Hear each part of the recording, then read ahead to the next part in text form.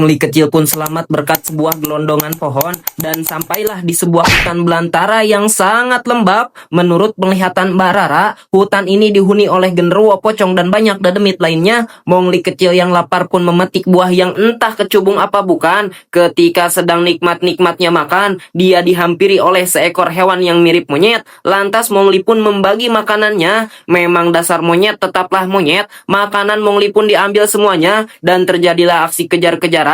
Sampailah Mongli di suatu tempat yang suasananya amat sangat mencekam.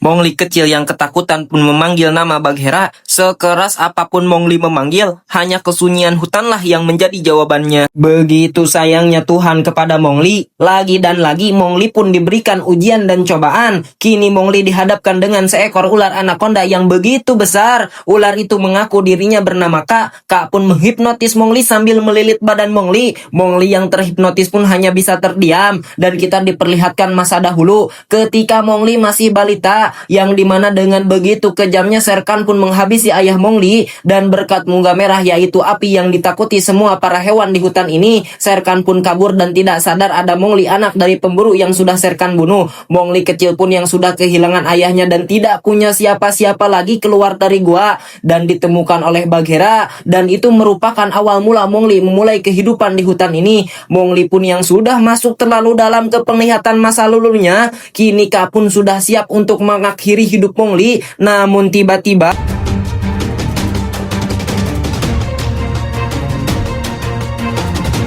Mongli kecil berhasil selamat. Kali ini ia diselamatkan oleh seekor beruang madu bernama Bu.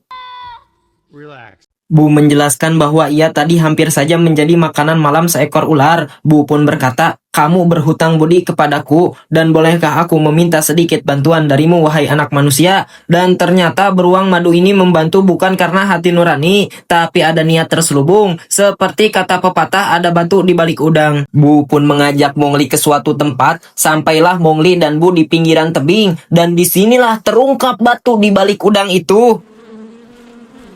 Ya, si beruang madu gendut hitam pengangguran yang bernama Bu itu ingin diambilkan madu dari tebing yang begitu tinggi. Mongli pun menolak karena ia harus segera ke desa sebelum Shere Khan menemukan dirinya. Bu pun yang kekeh dan memaksa yang tak ada henti-hentinya. Mongli kecil pun terpaksa membantu Bu. Dengan kecerdikan dan kepintarannya, Mongli pun berhasil mencari cara supaya bisa naik ke tebing yang tinggi itu dengan menggunakan akar-akar pohon yang disambungkan satu sama lain dan menghasilkan tali yang panjang. Mongli pun berhasil menaiki tebing dan mengambilkan madu untuk sang beruang, dan Mongli pun